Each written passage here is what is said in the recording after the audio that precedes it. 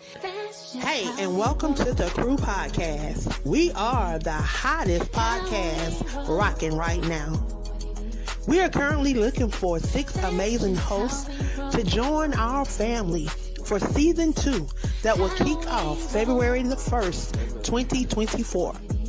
If you're looking for an opportunity to allow your voice, your perspective, and your brand to be heard around the world and seen around the world, then join the Crew Podcast.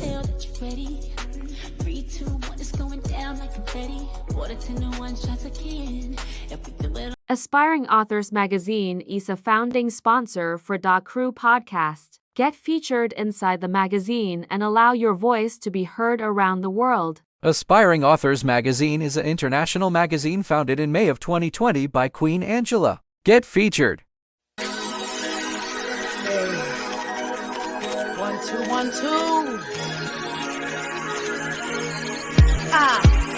Here we go! It's my time to rise. It's my time to shine. It's my time to live.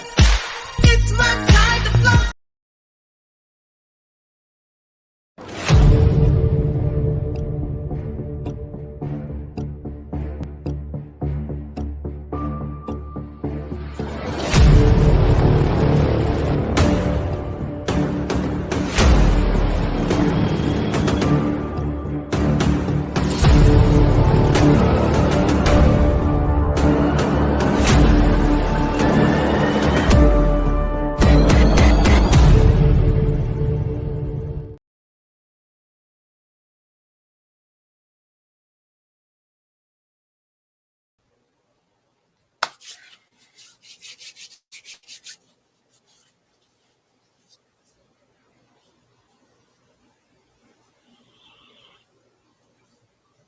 Well, welcome. I want to welcome you guys to another episode of the Crew Podcast. I tell you, it's always a pleasure and an honor to be able to come before you guys every opportunity I get. So, of course, I am not Natalie. I am the visionary Angela Thomas Smith. And tonight, I am standing in. Y'all, you just have to be ready all the time because you never know what may happen. You never know when you may have to step in. I tell you, I stay with something that I can talk about because there's always something pressing that's going on around this great United States of America. I tell you, there's so much going on. For those that do not know who I am, I'm affectionately known as the Queen of Collaboration. My name is Angela Thomas. I am the visionary of the Crew Podcast as well as Aspiring Authors Magazine. And of course, I would not be doing a lot of this if it had not been for AALAC, which is the African American Author Literacy Awareness Campaign. I truly believe that in order to see change, we have to be that change that we desire to see. I tell you, I am back in school, y'all, working on my master's, and had an opportunity to mix my my passion with my schoolwork. Y'all know for the last year and a half or so, I've been working with some individuals that's incarcerated, and I was able to get the opportunity to present a proposal through a project in class. So I'm excited about that. Tonight, we're going to talk about some of those things. I know y'all hear me talk about corruption. And that's exactly what my proposal is about. And my proposal is aimed to address the corruption within the parole process and the judicial system of Texas. It highlights the problems and the consequences of corruption, proposes solutions such as establishing anti-corruption task force, implementing transparency measures, targeting governmental officials, judicial authorities, and the general public. As well. I also include a call to action that urges the support of legislation to reform the active participation in advocacy, a lot of the things that a lot of the organizations are doing. And I feel like if these steps are taken, these are things that can help restore public trust, ensure fairness, as well as combat corruption within the parole process. It's not something that's going to happen overnight, and there has to be goals put in place. Um, and then we have to be specific about who we want to make sure get this information. We have to make sure that we include the government officials, these people that we elect into office, those legislators, those that can address the key decision makers are the ones that we need. Legislators, senators, policymakers.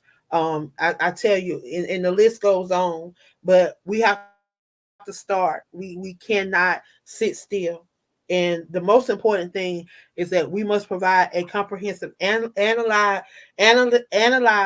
multiple form of and show these people how corruption has been prevalent in the state of Texas in the parole system. And we have to show how bribery has taken place, favoritism, nepotism, how political influence, all those things, and present data. Y'all, I've looked up different cases and different things, so I have data that I'm going to be sharing, and I'm going to support all of my stuff with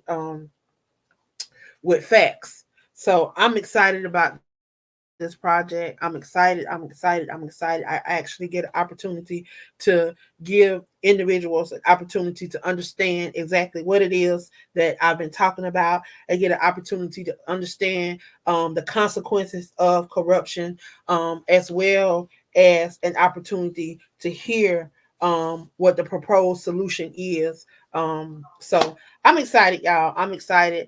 I have someone here with me tonight to share a little bit on this topic that I have been talking about. He is someone that I have gathered a lot of my information, been able to gather a lot of my information from. He's been able to connect me with a lot of these individuals that's incarcerated. So without further prolonging the show, I'm going to go ahead and turn it over to Mr. Cornell Drummer. Mr. Cornell, if you would please, and if you would speak up so they could hear you. Well, yes, ma'am. Thank you, ma'am, very much for having me on your show. Yes, ma'am. I've been on the show before. My name is Cornell Drummer. I'm incarcerated, you know what I'm saying, in the Texas prison system for 33 years. And I'm from San Antonio, Bear County, Texas, on a crime of murder and another case for illegal controlled substance. Since being incarcerated, you know, I've went through a lot of dealing with the legal system and trying to understand, you know what I'm saying, the ramifications of how to get out of prison. But come to find out, our system is so packed with so much corruption and so much favoritism and so much, you know, dirt in our system that it's not easy for individuals like ourselves to get out of prison anymore. More or less, it's more easier for us to stay in prison because of the complications of trying to get out of prison. Okay, so as far as, you know, to address, you know, the corruption in our state of Texas, it has been discovered that our system is packed with grand jury racketeering, you know, racial jury misconduct, you know, crime lab crisis, parole board, you know, marking out point system numbers to deny individuals parole. And, you know, our criminal justice system is so short of staff, and our medical system is so short of staff, and that, you know, people are now sleeping on the floors and, you know, in the medical facilities and even in units now, ma'am. So, you know, to address anything, any form of corruption, all of this has been brought to the attention of our government down here. You know, I'm part of a Free Texas campaign, ma'am. In the last few months or so, ma'am, I can say this, that the Free Texas campaign, ma'am, has addressed this matter to the governor, to the state representative, the Texas senators, the director of the parole board, the director of the TDC staff, and everybody. And still to this day, ma'am, nothing is being done. Not one thing is being done. Okay. Well, and, you know, I do see where the state of Texas, Harris County, I think it is, They are actually going to be spending $11 million to send prisoners to the great state of Mississippi, when those $11 million could be used right here in the state of Texas, and can be used with rehabilitation. Those people that they're sending to from Texas to Mississippi, why can't they look at how they can transform these people back into society, and these people can be working and paying restitution and paying different whatever, so that they can get back into society. I don't understand how you could just throw away $11 million to another state when your state already needed it's just like it's what's going on in America right now. You know, we giving billions of dollars to other countries when we are hurting right here in America. You have people sleeping under the bridge. You have people sleeping on in cardboard boxes. You have people sleeping in tents. You have people. I mean, it's ridiculous. But this is the world that we're living in, and it's all about money. And if you don't have money, your voice is not heard. Your voice is not heard. You're brushed under the rug. You're thrown to the wayside, and you're just another number to them. And that's what's happening. What you mentioned, I'm hearing cases of suicide, some forms of homicide, that they cover up and try to make it look like suicide. But the bare fact is that they cannot patrol and do what they need to do, and check on these people like they supposed to, and even do their rounds. I've had inmates tell me that there's been 12 officers to a facility that houses 3,500. How? That is a safety violation for not only the inmates, but a safety violation for the correction officers. And see, a lot of people ask, how do you know all this stuff? Because once again, I was a correction officer also. I was a correction officer for South Fulton County, back in the early, I want to say early 2000s. I was a correction officer. I also was a security officer for the police department. So I've had a lot of experience. A lot of people just don't believe I've done a lot of the stuff that I've done, but I have. I used to do security for the police department. That's how I got into becoming a correction officer. So I've been on all sides of this spectrum, if you want to say. We talk about the food, we talk about the living conditions, we talk about a lot of stuff, and a lot of this goes back to corruption. You know, we can't brush aside all of the corruption that's going on, because again, it goes back to a dollar. You talk about the $11 million that they sent into Mississippi, and then not to mention other states that they may be doing the same thing too. When you got innocent people that have been proven innocent, that are fighting to get out and have spent 10, 15, 20, 30 years in prison wrongfully because these people will not do their jobs. And then they keep brushing them off. They keep doing whatever they're doing to keep brushing them under the rug, and keep having to make a decision on their cases. And how can that be done when they rushing they hurry up and brush their hands of y'all attorney general, when he should be up under the jail with all that crooked stuff that he done. I don't understand. How can you not, like, I don't understand. So go ahead. I'm gonna move out the way, because I get passionate about this, because again, this is something that, because you're absolutely correct, ma'am. Okay, I started coming to prison in 1978, ma'am. Okay, back then we had what we call the mandatory supervision, and back then the federal government had the prison systems back then. And back then, ma'am, everything that was under the federal government, as far as TDC is concerned, was automatically mandatory, to where good time, flat time, work time equals the amount of your sentence. With that being said, the ratio of officers to inmates had to match up. Because if the ratio to inmates didn't match up, they'd have to close the whole system down. We was at 95% capacity back then. At 94%, the whole system shut down. And what they would do is put buses outside of each unit in the system and make sure that they let go everybody who was eligible to be set free. So with that being said, that's what they call the revolving door. Because back then you had people getting out, coming back to prison, getting out, coming back to prison. But the issue turned out to be this. When they gave the issue to the state, and it turned into 150% capacity, that's when they started building all these systems, these units, and filling up these units with inmates. Okay, so when they went to fill up the units with inmates, when the state took over control, the state just relinquished all responsibilities to maintain the Eighth Amendment, which is to keep people free from cruel and unusual punishment. You have people dying in here from medical conditions. You have people, you know what I'm saying, sleeping on the floors. You have people in up in here, I'm talking about, man, parole is a joke. You know, don't nobody make parole in the state of Texas. Why? Because it's a multi-billion-dollar enterprise now. So now our government, he's refusing to issue an emergency release the way we did back in 1985. The same way. He got the power right now to relieve this system of all these inmates that's eligible. We got special needs people up in here that can't even walk. People got terminal cancer. These people are not a threat to society. We got people who are overly incarcerated, 30, 40 years in prison. Okay, we have people up in here, man, that's parole violators, doing 85% of their time. We have people up here, man, that's ready to make parole right now, but the government will not issue an emergency release.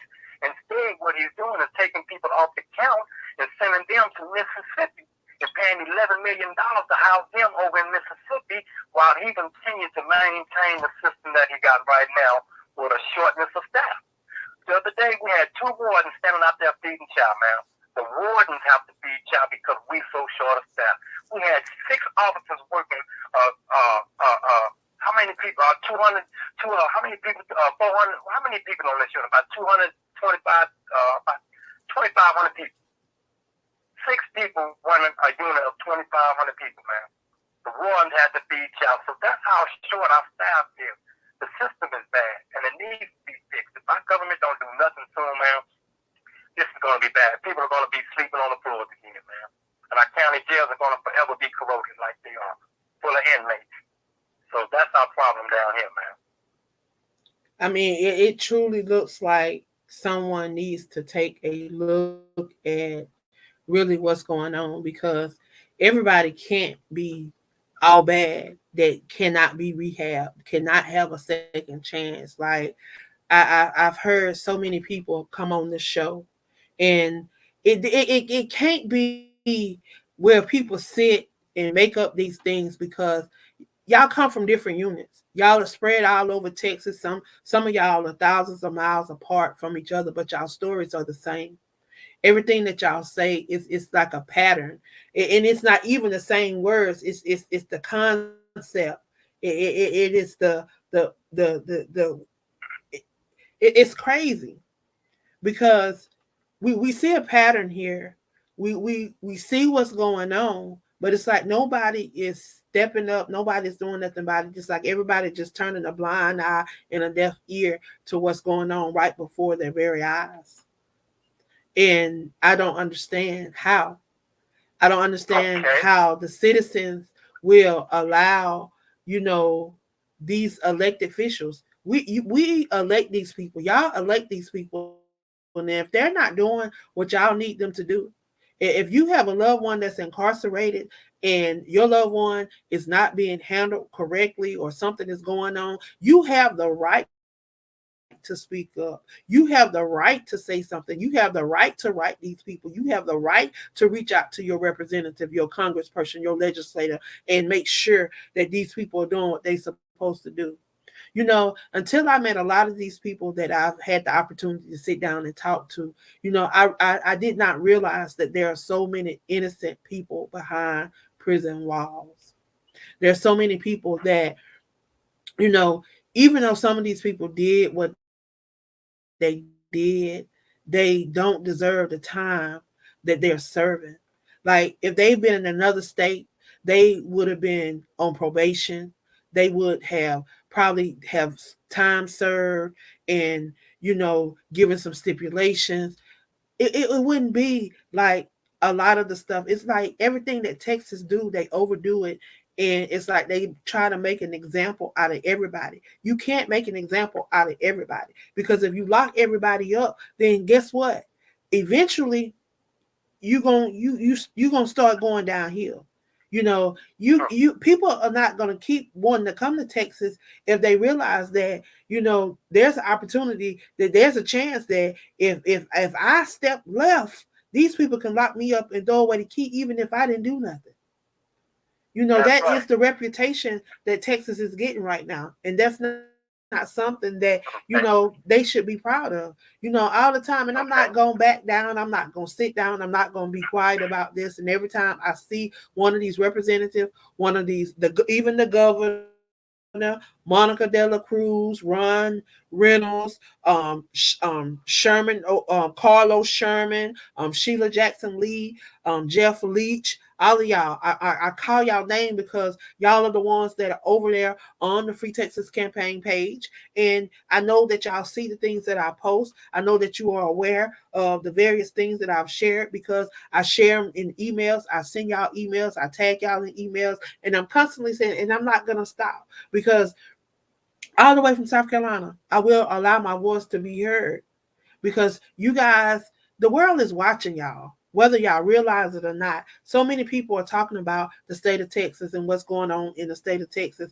We did not realize that the state of Texas was like this. Everybody always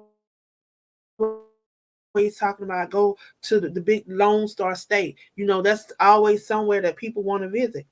But you never hear people talking about moving there. They always talk about visiting. And now I see why. But I know that Okay. on this journey, you 33 years, you've been fighting for just various things.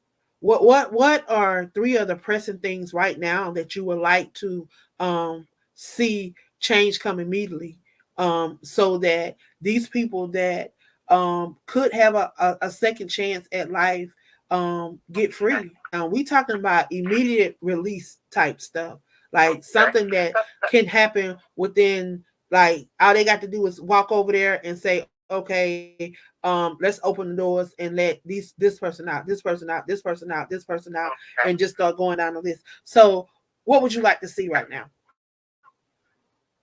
Ma'am, that's a good point to be made. Okay. As of right now, ma'am, look, our system have a process that, ma'am, they can issue an emergency release right now. Why? Because of a lot of people have been rehabilitated. We have people up in here that went to school and got master's degrees.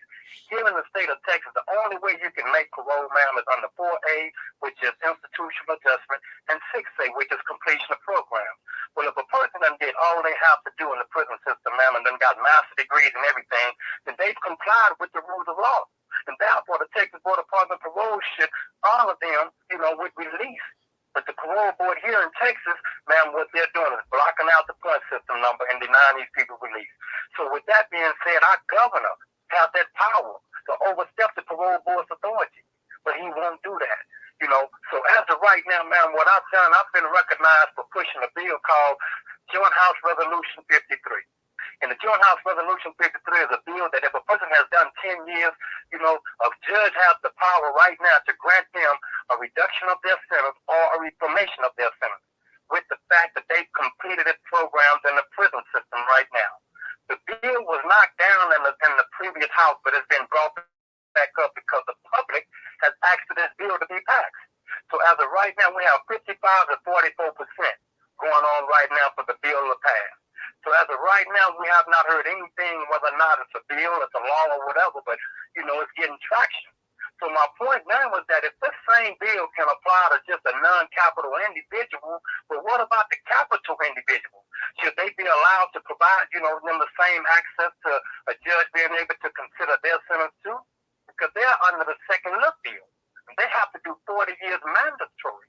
But if these individual kids have never had a chance of opportunity, ma'am, for any type of release to parole because of the fact that they committed a capital case, we're talking about kids who was influenced by an adult to commit a crime, who didn't have the capacity or the mental capability to know what they were doing, don't have no access to release.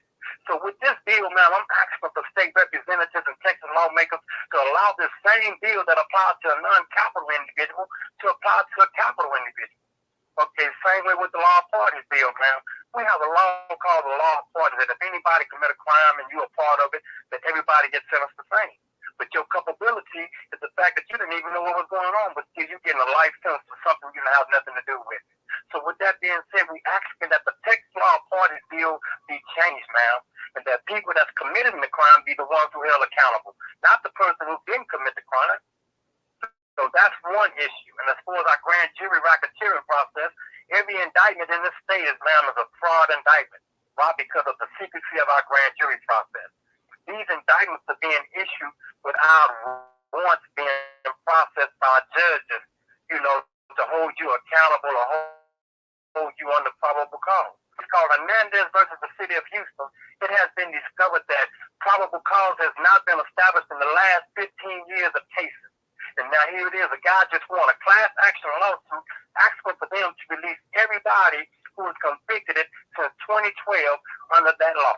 And the court agreed with him and has granted him that opportunity. So with that being said, now it's happening in all these states down here, all these cities down here in Texas. So with that being said, ma'am, if anybody's listening to this is what we need to ask our state representatives, our Texas lawmakers, and our government them to do, is to recognize the corruption that's going on within our criminal justice system that's making this massive incarceration, and ask for them to reform the laws that they already have in place that can relieve the county jails and the prison systems and these inmates are serving all these long sentences, these inmates rehabilitated and stuff of, being incarcerated for all these years, man. So that's what my point is on that. Well, I tell you, you have definitely shared a lot of insight on tonight. A lot of us may not have known these different laws, these different bills, but you have definitely shared a lot of insight on that tonight. So I definitely thank you for stopping by and sharing with us and enlightening us on some of this of what's going on in the great old state of Texas. Well, I want to thank everyone that has chimed in on tonight, everyone that stopped by. Patrice, I thank you for tuning in. And all those that have tuned in, thank you for stopping by and sharing. If you would, please share this in your circle of influence. You never know what the next person may be standing in need of. You never know what nugget may be dropped into someone. Does not always have to be someone incarcerated that needs to know this. There may be an advocate out there, maybe someone that just have legal expertise that can drop some knowledge or may be able to see something that we may have missed. But we're always looking for that person that can assist, that person that's willing to help these individuals. And there's so many of them. There's thousands of individuals around this world, hundreds of thousands of individuals around this great state, the great United States of America, that are wrongfully and overly incarcerated because of judicial power and greed, money greed. Money and power are two things that will, I tell you, destroy anybody. And that's what a lot of people are allowing to happen, letting them take them out of their character and take them out of what they are called to do. But y'all, I want to thank you guys for stopping by again for another episode on the Crew Podcast. I want you guys to make sure that you stay tuned. 13 days of me, y'all. The visionary is coming from behind the scene, behind the screen. I will be live on air. 13 days of me, and I will be having visionaries stop by and share. So tomorrow we have Dr. Richelle Michelin. She will be stopping by and sharing with us. So y'all tune in tomorrow night, 8 p.m. Eastern Standard Time, live right here on Facebook, LinkedIn, and YouTube. Again, I thank you guys so much for being a part of this amazing network. I tell you, I wouldn't trade it for nothing in the world. Thank you guys. I love you, and I appreciate you guys so much. And there's absolutely nothing you can do about it. Y'all have a great night. Bless you.